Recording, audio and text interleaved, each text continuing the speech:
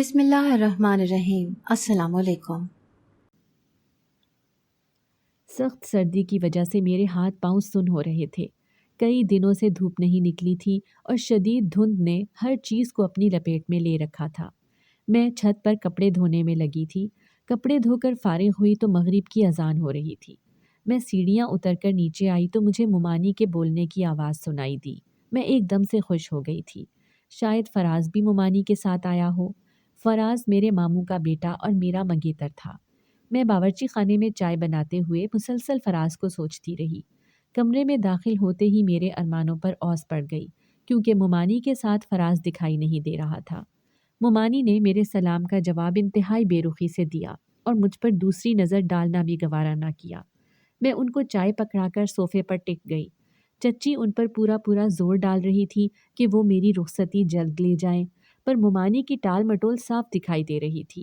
اب تو فراز کو نوکری پر لگے بھی کافی عرصہ ہو گیا تھا۔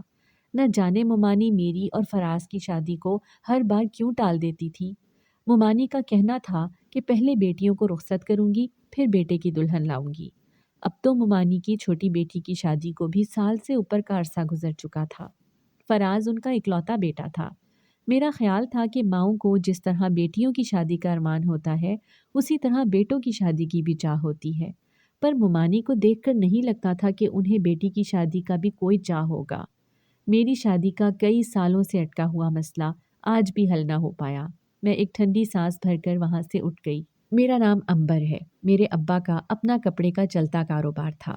مہینے کی اچھی آمدنی ہو جاتی تھی۔ میں ان کی اکلوتی بیٹی تھی۔ زندگی کی ہر سہولت میسر تھی، پر ابا کی بیماری نے سب کچھ بدل کر رکھ دیا تھا۔ ابا کو کینسر ہو گیا تھا۔ پیسے کی کوئی کمی نہ تھی۔ ابا کے علاج پر پانی کی طرح پیسہ لگانے کے باوجود بھی ابا نہ بچے۔ کہتے ہیں کہ مشکل وقت میں پتہ چلتا ہے کہ کون اپنا ہے۔ ہمیں بھی مشکل وقت میں پتہ چلا تھا کہ اپنا تو کوئی بھی نہیں تھا۔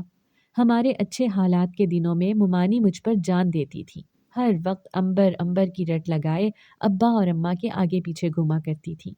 ماموں کا کچھ سال پہلے انتقال ہو گیا تھا اور ممانی نے کتنے ہی ارمانوں اور چاہتوں سے میرا رشتہ ابا سے مانگا تھا۔ ابا نے بھی اپنی اکلوتی اور لاڈلی بیٹی کے رشتے کے لیے بہت سوچ سمجھ کر ہاں کی تھی۔ ابا کی وفات کے بعد میں اور اماں چچا کے رحم و کرم پر آ گئے تھے۔ چچا نے ہمارا مکان بیچ دیا۔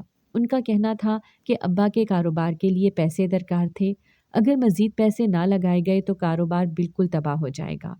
چچا مکان بیچ کر ہمیں اپنے ساتھ اپنے گھر لے آئے۔ ابا کی یاد میں ماں بھی بیمار رہنے لگی تھی۔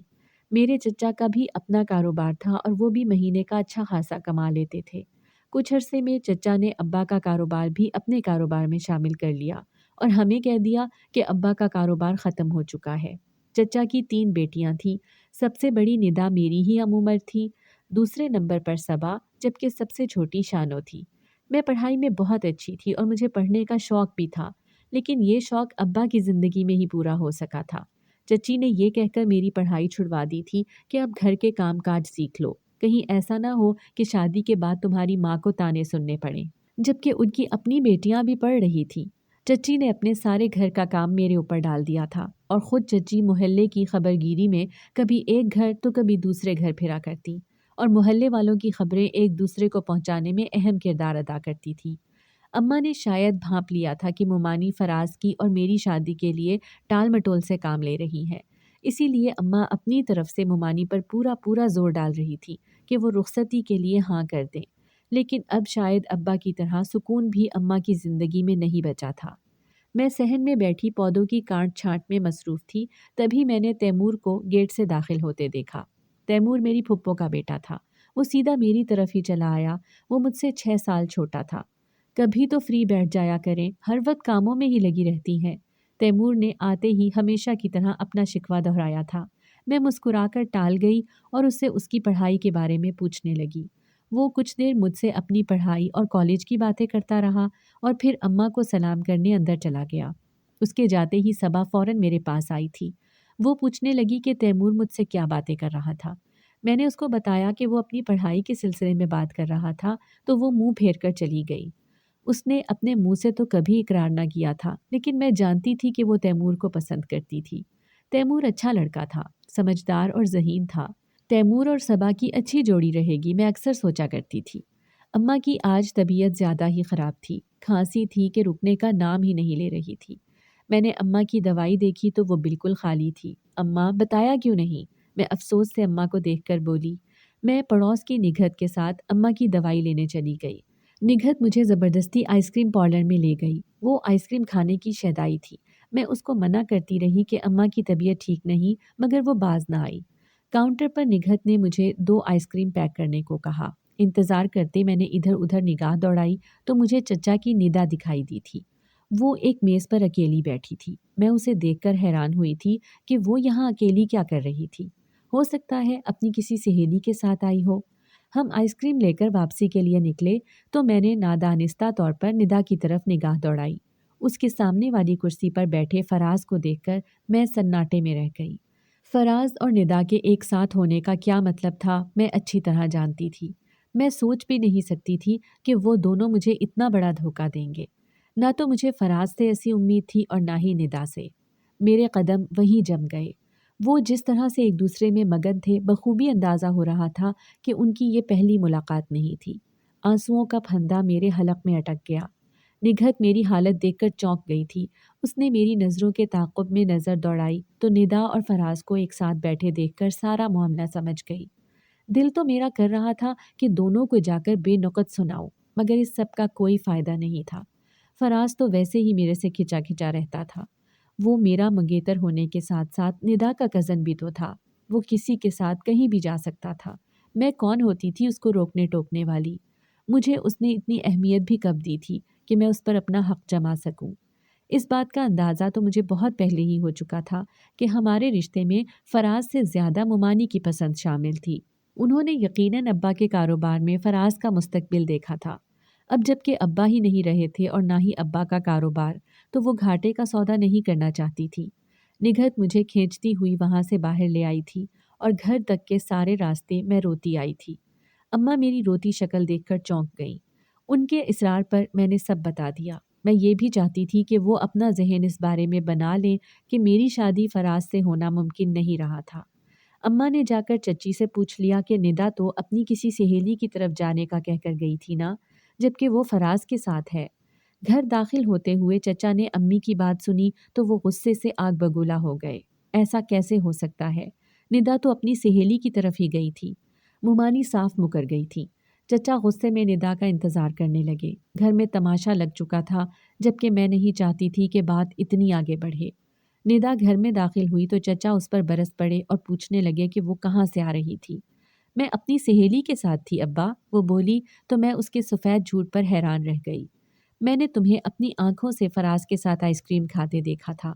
मैंने उसकी आंखों में आंखें डालकर कहा तो एक लम्हे को वो सटपटा गई, लेकिन जल्द ही उसने खुद पर काबू पा लिया। अगर आपको मुझ पर यकीन नहीं तो आप फराज से खुद ही पूछ लें। उसने चचा की तरफ अपना फ़ोन बढ़ा दिया। चचा ने फ़ोन लेकर फराज का नंबर मिला लिया। फ़ोन बंद करके चचा बोले, फराज तो शहर से बाहर है, कल तक आएगा। मैं आपको अपनी सहेली का नंबर मिलाकर देती हूँ। एक दफ़ा उससे भी तस्दीक कर लें, बल्कि उसकी माँ से ही पूछ लें।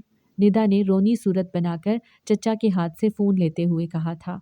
नहीं, इसकी ज़रूरत नहीं है। चचा उसे मना करते हुए मुझ पर एक खश्मगीन निगाह डालकर अंदर चले गए। चच्ची भी मुंह फेरकर उनके पीछे चल दी। निदा ने भवें उचकाकर एक तीखी निगाह मुझ पर डाली और माँ बाप के पीछे चल दी।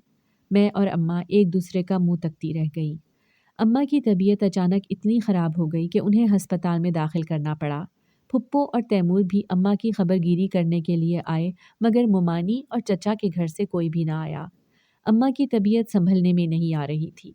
एक रात जब मैं अस्पताल में अम्मा के पास अकेली थी, अम्मा तकलीफ़ से तड़प रही थी। मैंने तैमूर को फ़ोन किया तो वो फ़ौरन ही चला आया। फजर के वक्त मुअज्जिन ने अल्लाहु अकबर का नारा बुलंद किया तो अम्मा की रूह परवाज़ कर गई। मैं अम्मा की मैयत को लेकर रोती बिलखती घर पहुंची थी, जबकि तैमूर मेरे हमराह था। अम्मा के इंतकाल को आज 10वां दिन था। मैं अम्मा के लिए सिपारा पढ़ने में मगन थी। हाँ बीबी, बस मिल गई तेरी माँ को जन्नत। अब उठ के किचन के काम भी देख लो। चची की तंजिया आवाज़ सुनाई दी तो मैं सिपारा बंद करके उठ खड़ी हुई। अम्मा के इंतकाल के बाद तो चची का रवैया बहुत बदल गया था। चच्ची के किसी जानने वालों में शादी की तकरीब थी। सब घर वालों को मदऊ किया गया था। میرا جانے کا بالکل دل نہیں کر رہا تھا، لیکن چچی اور ان کی بچیوں نے بہت زور دیا تو میں بھی جانے کے لیے تیار ہو گئی۔ ابھی وہاں پہنچے کچھ ہی دیر گزری تھی کہ ندا میرے پاس آئی اور بولی کہ اس کی طبیعت بہت زیادہ خراب ہو رہی ہے اور وہ گھر جانا چاہتی تھی۔ وہ چاہ رہی تھی کہ میں اس کے ساتھ گھر تک چلوں۔ میرا تو پہلے ہی اس تقریب میں دل نہیں لگ رہا تھا۔ میں اس کے ساتھ گھر آنے کے لیے مان گئی۔ ندا نے پہلے سے ہی ٹیکسی کا انتظام کر رکھا تھا۔ گھر کے قریب پہنچ کر ندا بولی کہ اس کو کوئی بہت ضروری کام یاد آ گیا ہے، تم اندر جاؤ، میں ابھی تھوڑی دیر میں آتی ہوں۔ میں اسے آوازیں دیتی رہ گئی۔ وہ مجھے گاڑی سے اتار کر آگے بڑھ گئی۔ گھر کا تالا کھلا ہوا تھا۔ میں اندر داخل ہوئی تو تیمور پہلے سے ہی گھر میں موجود تھا۔ تم یہاں کیا کر رہے ہو؟ میں اسے دیکھ کر حیران تھی۔ آپ نے ہی تو مجھے بلایا تھا، وہ بولا۔ میں نے کب بلایا؟ تیمور کے مطابق میں نے اس کو فون کیا تھا کہ وہ یہاں آ جائے۔ میں نے اس کی بات کو زیادہ اہمیت نہیں دی۔ مجھے لگا وہ مذاق کر رہا تھا۔ میں چائے بنانے کے لیے باورچی خانے کی طرف بڑھ گئی۔ چائے لے کر میں کمرے میں گئی اور تیمور کے پاس ہی پینے بیٹھ گئی۔ کچھ ہی دیر میں ندا کمرے کے دروازے پر نمودار ہوئی۔ اس نے کمرے کے کھلے ہوئے دروازے کو ٹھک سے دے مارا اور شور مچانا شروع کر دیا۔ وہ مجھے اور تیمور کو برا بھلا کہہ رہی تھی۔ مجھے کچھ سمجھ نہیں آیا کہ وہ کیا کرنا چاہ رہی تھی۔ تھوڑی دیر کے بعد دروازے کے پار مزید چہرے ابھرے، جن میں چچا، چچی، ممانی اور پھپھو بھی شامل تھی۔ میں نے ذرا غور کیا تو مجھے ندا کے الفاظ سمجھ آئے۔ وہ مجھ پر اور تیمور پر گھٹیا قسم کے الزام لگا رہی تھی۔ میں غصے میں بھڑک اٹھی اور میں نے جا کر ندا کے منہ پر زوردار تھپڑ دے مارا۔ وہ سناٹے میں رہ گئی۔ اسے مجھ سے ایسی امید نہیں تھی۔ ایک لمحے کو ندا سمیت سبھی سکتے میں رہ گئے۔ دوسری ہی لمحے چچی آگے بڑھی، مجھے بالوں سے پکڑ کر پیچھے کی جانب کھینچا۔ میں لڑکھڑا کر نیچے گر پڑی۔ چچی مجھ پر حملہ کرنے دوبارہ میری طرف بڑھی۔ یہ سب کیا تماشا ہے؟ چچا نے مداخلت کی اور چچی کو ان کی جگہ ہی روک دیا۔ میں بتاتی ہوں آپ کو، ندا آگے بڑھی۔ ندا کے مطابق میں اس کو زبردستی اٹھا کر شادی کی تقریب سے لے آئی تھی، جبکہ راستے میں نے اسے کسی کام سے بھیج دیا تھا۔ اب جبکہ وہ واپس آئی اور کمرے میں داخل ہوئی تو مجھے اور تیمور کو نازیبا حرکتیں کرتے ہوئے پایا۔ ندا کی کہانی مکمل تھی۔ وہاں موجود سبھی لوگوں کے تاثرات بتا رہے تھے کہ وہ ندا کی بات پر اعتبار کر چکے تھے۔ تیمور پریشان مجرم بنا کھڑا تھا، جبکہ رو رو کر میری ہچکیاں بندھ گئی تھی۔ تم اپنی صفائی میں کچھ کیوں نہیں بولتے؟ میں تیمور پر چیخی۔ وہ غصے میں چارپائی کو ٹھوکر مار کر باہر نکل گیا تھا۔ چاچی مجھ پر ایک بار دوبارہ حملہ کرنے کے لیے آگے بڑھی تھی۔ چچا نے ان کا ہاتھ پکڑ کر اپنی طرف کھینچا۔ چچا نے مجھے ابھی اور اسی وقت گھر سے نکل جانے کا حکم سنا دیا۔ وہ سب اپنی سازش میں کامیاب ہو چکے تھے۔ یہ سب منصوبہ ندا کا تھا۔ نہ جانے وہ کس بات کا بدلہ لے رہی تھی۔ میں جانتی تھی کہ چچی اور ان کی باقی دونوں بیٹیاں بھی اس کھیل میں ملوث تھیں، اور میں یہ بھی جانتی تھی کہ ندا نے یہ سب فراز کو حاصل کرنے کے لیے کیا تھا۔ میں چپ چاپ اپنا سامان سمیٹ کر وہاں سے نکل آئی تھی۔ میرا رخ نگہت کے گھر کی طرف تھا۔ میں نے نگہت کو تمام قصہ کہہ سنایا۔ وہ بھی میری تقدیر پر غمزدہ تھی۔ میں ایک بار فراز سے بات کرنا چاہتی تھی۔ وہ میرا منگیتر تھا۔ نہ جانے کیوں مجھے اس سے ایک امید تھی کہ وہ میری بات ضرور سنے گا اور سمجھے گا۔ چچی اور ممانی ملے ہوئے تھے۔ میں نگہت کے ساتھ فراز کے دفتر جا پہنچی۔ وہ ہمیں وہاں دیکھ کر سٹپٹا گیا۔ وہ ہمیں دفتر سے باہر لے آیا۔ میں نے اس سے کہا کہ کچھ دیر کے لیے کہیں بیٹھ کر میری بات سن لے، مگر وہ بولا کہ اسے سنے بغیر ہی معلوم ہے کہ میں کیا کہنا چاہتی ہوں۔ اسے مجھ پر اعتبار نہیں تھا۔ اس نے صاف صاف کہہ دیا تھا کہ وہ مجھ سے کسی قسم کا کوئی رابطہ نہیں رکھنا چاہتا تھا، اس لیے میں دوبارہ ادھر کا رخ نہ کروں۔ فراز میری آخری امید تھا اور وہ مجھے اتنا مایوس کرے گا میں یہ جانتی بھی نہیں تھی۔ تیمور مجھ سے نگہت کے گھر ملنے کے لیے آیا تھا۔ وہ سر جھکائے میرے سامنے بیٹھا تھا۔ وہ مجھے یقین دلا رہا تھا کہ اس کا اس سب میں کوئی قصور نہیں تھا۔ اس وقت اسے بے پناہ غصہ تھا اور اسے کچھ سمجھ نہیں آ رہا تھا، اس لیے وہ چپ چاپ باہر نکل گیا تھا۔ مگر بعد میں اس نے اپنی اماں کو بتایا تھا کہ ایسا کچھ نہیں تھا، مگر اس کی سگی ماں بھی اس پر اعتبار کرنے کو تیار نہیں تھی۔ دراصل انہیں اپنے بیٹے پہ تو اعتبار ہوگا، مگر انہیں لگا ہوگا کہ عنبر نے ہی تیمور کو ورغلایا ہوگا۔ میں نے اپنے خیال کا اظہار کیا تو تیمور نظریں چرا گیا۔ تیمور مجھے شادی کی پیشکش کر رہا تھا۔ وہ مجھے اکیلا نہیں چھوڑنا چاہتا تھا۔ مجھے اس جیسے کمزور انسان کی بالکل ضرورت نہیں تھی جو سب کے سامنے میرا دفاع نہ کر سکے اور اکیلے میں سہارا دینے کی بات کرے۔ ویسے بھی وہ ابھی خود پڑھ رہا تھا اور اس کا یہ جذباتی پن پھپھو کسی صورت برداشت نہیں کرنے والی تھی۔ میں دوبارہ سے ان لوگوں میں واپس نہیں جانا چاہتی تھی۔ میں اس محلے میں بھی رہنا نہیں چاہتی تھی جہاں چاچی جیسے اپنے رہتے ہوں۔ میں نے وہ علاقہ چھوڑ دیا اور نگہت کی مدد سے ایک ہاسٹل میں شفٹ ہو گئی۔ میں نے قریبی ڈسپنسری میں پرچی بنانے کی نوکری کر لی تھی۔ میں ساری امیدیں ہار گئی تھی۔ میرے ماں باپ مر گئے تھے اور چچا نے گھر سے نکال دیا تھا۔ میرے منگیتر نے بدکاری کا الزام لگا کر مجھے چھوڑ دیا تھا۔ میرے پاس کوئی راستہ نہیں تھا۔ میں مرنے کا سوچ رہی تھی جب اچانک میں نے سنا تہجد نصیب بدل دیتی ہے۔ یہ سن کر میں نے زندگی کو ایک موقع دیا اور رات تہجد پڑھنی شروع کی۔ میں کچھ نہ کہتی، صرف تہجد میں روتی رہتی تھی۔ تہجد پڑھنے سے میرے دل کو بڑا سکون ملا تھا۔ میں سارے غم بھلائے رب کی رضا میں خوش ہونے کی کوشش کرتی۔ ایک دن میں ڈسپنسری میں اپنے کام میں مگن تھی کہ ایک لڑکی گھبرائی ہوئی اندر داخل ہوئی۔ وہ کاؤنٹر پر چڑھ کر میری طرف اتر آئی اور میز کے نیچے چھپ کر بیٹھ گئی۔ میں اسے دیکھ کر حیران ہو رہی تھی کہ وہ بولی، خدا را میری مدد کرو، میں بہت مشکل میں ہوں۔ میں نے اسے وہیں چھپے رہنے کا اشارہ کیا۔ کچھ ہی دیر میں 2 لوگ چادریں اوڑھے اندر گھس آئے۔ مجھے پورا یقین تھا کہ انہوں نے چادروں کے اندر ہتھیار چھپا رکھے تھے۔ وہ ادھر ادھر دیکھتے ہوئے کسی کی تلاش میں تھے۔ وہ میری طرف بڑھے۔ آپ نے یہاں کسی عورت کو آتے دیکھا ہے؟ ان میں سے ایک کاؤنٹر کے پیچھے جھانکتے ہوئے بولا۔ نہیں، آپ لوگ باہر جائیں، یہاں کوئی اور نہیں ہے اور اس طرح کسی کو اندر داخل ہونے کی اجازت نہیں ہے۔ اس سے پہلے کہ وہ شک میں مبتلا ہوتے، میں نے انہیں باہر کا رستہ دکھا دیا۔ وہ کچھ دیر میں باہر نکل گئے۔ میں نے کچھ دیر انتظار کیا اور جب مجھے اطمینان ہو گیا کہ وہ واپس لوٹ گئے ہیں تو میں نے اس لڑکی کو باہر آنے کا اشارہ کیا۔ وہ 21-22 سال کی بہت ہی حسین و جمیل لڑکی تھی۔ آپ کا بہت شکریہ، وہ باہر نکلتے ہوئے بولی۔ آج انہوں نے مجھے زندہ نہیں چھوڑنا تھا۔ کون ہے وہ لوگ؟ میں نے پوچھا تو وہ بولی، لمبی کہانی ہے، آرام سے بیٹھ کر سناؤں گی۔ ڈسپنسری سے واپسی پر میں اسے اپنی چادر اڑھا کر ہاسٹل میں لے آئی تھی۔ اس نے مجھے اپنے بارے میں ابھی تک کچھ نہیں بتایا تھا۔ میں نے بھی نہیں پوچھا۔ میں جانتی تھی کہ وہ بھی میرے جیسے کچھ حالات کا شکار ہوگی۔ رات کو میں تہجد کی نماز پڑھنے کھڑی ہوئی تو وہ جاگ رہی تھی۔ میں نے اسے بھی اپنے ساتھ شامل ہونے کی دعوت دی تو وہ وضو کر کے میرے ساتھ آ کھڑی ہوئی۔ میں تہجد پڑھ کر بنا آواز رو رہی تھی۔ مجھے سسکیوں کی آواز سنائی دی۔ وہ روتے ہوئے خود پر قابو نہ رکھ سکی تھی اور اس کی ہچکیاں بند گئی تھیں۔ میں نے اسے گلے سے لگا لیا تھا۔ میری آنکھ کھلی تو چاروں اور اندھیرا چھایا ہوا تھا۔ میرے ہاتھ پاؤں بندھے ہوئے تھے۔ کچھ ہی دیر میں میری آنکھیں اندھیرے سے مانوس ہوئیں تو میں نے ادھر ادھر نگاہ دوڑائی۔ یہ میرے ہاسٹل کا کمرہ نہیں تھا۔ صبح جب میں فجر کی نماز پڑھ کر لیٹی تھی تو دروازے کے باہر دبے قدموں کی آواز سنائی دی تھی۔ پھر کچھ عجیب سی بدبو میرے کمرے میں پھیل گئی۔ اس کے بعد مجھے کچھ ہوش نہ رہا تھا۔ وہ جو کوئی بھی تھے ہمیں بے ہوش کر کے یہاں اٹھا لائے تھے۔ یا اللہ، کیسی آزمائشیں تھیں جو ختم ہونے میں ہی نہیں آ رہی تھیں، ایک کے بعد دوسری۔ اب نہ جانے میں کون سی مشکل میں پھنس چکی تھی۔ مجھے وہاں پھنسے کئی گھنٹے ہو چکے تھے۔ میری آنکھیں اندھیرے سے مزید مانوس ہو چکی تھیں۔ میں دوسرے بستر پر انم کو بے ہوش پڑا دیکھ چکی تھی۔ میں اپنے ہاتھ پاؤں کھولنے کی کوشش میں لگی ہوئی تھی مگر رسی بہت مضبوطی سے باندھی گئی تھی۔ انم کو ہوش آیا تو وہ پریشان ہو گئی۔ وہ شرمندہ تھی کہ اس کی وجہ سے میں بھی مشکل میں پھنس گئی تھی۔ مگر یہ لوگ کون تھے اور چاہتے کیا تھے؟ میں نے اس سے پوچھا۔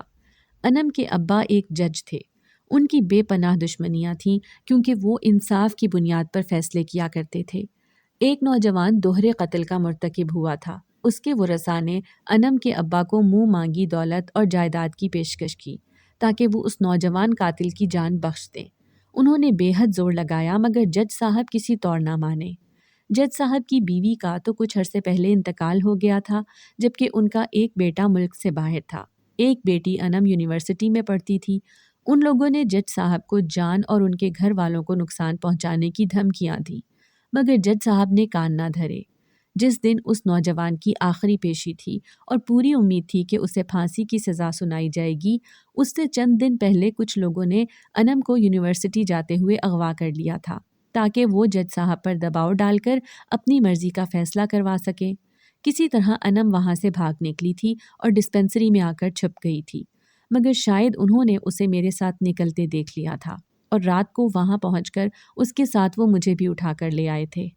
انم اپنی کہانی سنا کر رو دی تھی۔ کیا ایمانداری کا یہ صلہ ملتا ہے جو میرے ابا کو ملا تھا؟ وہ مجھ سے پوچھ رہی تھی۔ میں اسے کیا بتاتی؟ وہ تو پھر غیر تھے جو اس کے ابا کے دشمن بنے تھے۔ میرے تو اپنوں نے ہی مجھے لوٹ لیا تھا۔ میں اور انم بے آواز رو رہے تھے کہ اچانک دروازہ کھلا اور پولیس اندر داخل ہوئی۔ پولیس کو دیکھ کر ہماری سانس میں سانس آئی۔ انہوں نے ہمارے ہاتھ پاؤں کھولے۔ انم کے ابا بھی ان لوگوں کے ساتھ تھے۔ انم باپ کو دیکھ کر ان سے لپٹ گئی تھی۔ وہ مجرموں کو پکڑ کر پہلے ہی گاڑی میں ڈال چکے تھے۔ انم مجھے بھی اپنے ساتھ اپنے گھر لے گئی تھی۔ جج صاحب انم کی مدد کرنے پر میرے شکر گزار تھے۔ انہوں نے میری کہانی سنی تو میرے سر پر اپنا ہاتھ رکھ دیا۔ وہ ابا کا نام سن کر چونک گئے اور مجھ سے مزید تفصیل پوچھتے رہے۔ وہ ابا کو پہچان گئے تھے۔ ابا کے اچھے دوست تھے، دونوں نے ایک ہی اسکول سے میٹرک پاس کیا تھا۔ ابا تو آگے نہ پڑھے اور اپنا کاروبار جما لیا، جبکہ جج صاحب پڑھ لکھ کر جج بن گئے تھے۔ وہ ابا کے بچپن کی شرارتیں سناتے رہے اور میں سن کر لطف اندوز ہوتی رہی۔ انہوں نے میرے سر پر اپنا ہاتھ رکھ دیا اور بولے کہ آج سے میری ایک نہیں بلکہ 2 بیٹیاں ہیں، اب سے تم یہاں ہی رہو گی۔ انم بھی سن کر خوش ہو گئی تھی، بولی اس طرح مجھے بھی ایک بہن مل جائے گی۔ جج صاحب کی مدد سے میں نے چچا پہ ابا کے مکان اور کاروبار ہڑپ کر جانے کا کیس کر دیا تھا۔ جب انہوں نے میرا اور میری ماں کا کوئی احساس نہیں کیا تھا تو میں ان کا احساس کیوں کرتی؟ جج صاحب کی مدد سے میں کیس جیت گئی تھی اور چچا کو مکان اور کاروبار کا پیسہ مجھے ادا کرنا تھا۔ آدھا پیسہ انہیں چند دنوں میں، جبکہ باقی آدھے کے لیے انہیں 4 ماہ کی مہلت دی گئی تھی۔ میں لان میں بیٹھی اپنی پسندیدہ کتاب پڑھنے میں مشغول تھی کہ اچانک کوئی گیٹ کھول کر اندر داخل ہوا۔ میں خوفزدہ ہو گئی تھی کہ یہ کون ہے جو منہ اٹھائے چلا رہا تھا۔ انم یونیورسٹی، جبکہ جج انکل عدالت گئے ہوئے تھے۔ میں فوراً اس کے پاس پہنچی۔ آپ کو معلوم نہیں کہ کسی کے گھر بغیر اجازت داخل ہونا منع ہوتا ہے؟ میں نے کمر پر ہاتھ رکھ کر اسے یاد دلایا۔ اوہ ہاں، یہ تو سنا ہے میں نے۔ اس نے اوپر سے نیچے تک میرا جائزہ لیا۔ تو پھر آپ باہر جائیے فوراً، میں نے اس کی گہری نظروں سے گھبرا کر کہا۔ پر میں جاؤں گا کہاں؟ اب کہ وہ معصوم صورت بنا کر بولا۔ اپنے گھر جائیے، میں نے اس کی بے عقلی پر ماتم کرتے اسے مشورے سے نوازا تھا۔ تو اپنے گھر ہی تو آیا ہوں، یہاں میرے ایک عدد ابا اور ایک عدد چھوٹی بہن رہتی تھی آپ سے پہلے۔ اوہ، آپ انکل کے؟ میں اتنا ہی کہہ پائی۔ مجھ پر گھڑوں پانی پڑ گیا تھا۔ جی ہاں، اس نے میری بات کاٹی تھی، میں آپ کے انکل کا نالائق سا بیٹا ہوں۔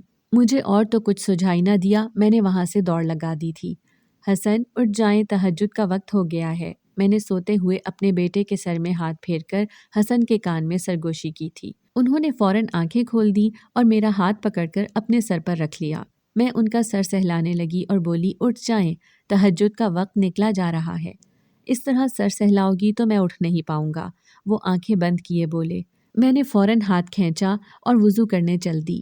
میں اپنی اور حسن کی جائے نماز بچھا کر انتظار میں بیٹھ گئی۔ حسن آئے تو میں بھی ان کے پیچھے نماز پڑھنے کھڑی ہو گئی۔ تہجد پڑھ کر مجھے ہمیشہ ہی بے پناہ سکون ملا کرتا تھا، اور یہ تہجد کا ہی معجزہ تھا کہ میں نے زندگی میں سب کچھ پا لیا تھا۔ حسن پہلی ملاقات میں ہی اپنا دل مجھ پر ہار بیٹھے تھے۔ وہاں رہتے ہوئے کچھ اور اچھی طرح بھی جان گئے تھے۔ میں ان کی دل کی حال سے بے خبر تھی۔ انکل نے مجھ سے حسن کے رشتے کی بات کی تو میں حیران رہ گئی تھی۔ میں کوئی زبردستی کا رشتہ نہیں چاہتی تھی۔ مجھے فراز کے ساتھ رشتہ ختم ہونے کا دکھ نہیں تھا۔ دکھ اس بات کا تھا کہ رشتے میں اس کی پسندیدگی یا مرضی شامل نہیں تھی۔